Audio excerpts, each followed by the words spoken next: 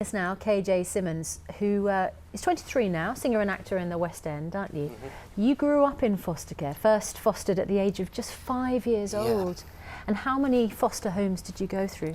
I went through 7 foster homes. 7? And 4 different children's homes. So it's I've experienced both sides of the fence really. I've experienced bad foster carers but also really good foster carers who have changed my life completely, and now are still who I consider to be my family up until this day now, and will be for the rest of my life, just because of how great they were as foster carers. Was it one particular family that really turned things around for you, and how old were you at the time? The first family that did that for me, who made me feel a good person, was the Deslanders family. I was about 10 years of age when I first went there. However, it broke down because of my bad behaviour, because of the bad stuff I experienced in the past. Ended up making me not a very good young person, and I do often silly things, and that broke down because I stole a car, or their car, and tried to drive it. I didn't obviously manage to do it, but you know. Okay, well that's an interesting, you raised something really interesting here, which is that you remember that family as being a really positive family for you. Yeah.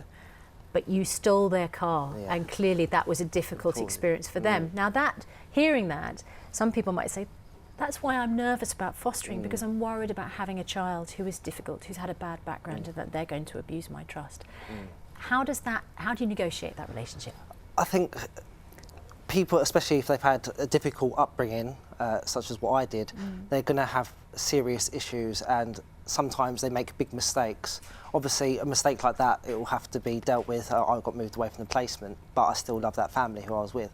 However, I think you have to be positive and always put a positive, brave face in these situations, and try and take out that difficulty that these young people have. By using positivity, because as soon as you're negative, it just creates more negativity for the young person, and they'll end up doing silly things. If you hadn't had that, the really sort of beneficial effects of being with the right foster family, where would you be now?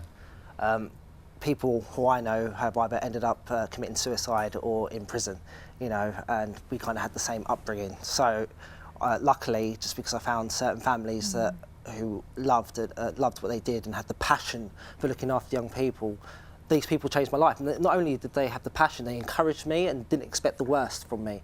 They expected the best from me, and it gave me a target to reach for, and I try to always reach that target. These people were instrumental in my life, and I thank them for everything they did for me. Well, it's great to talk to you now, KJ. Thanks so much. Good luck with what you're doing. We're going to be talking to Gareth Gates.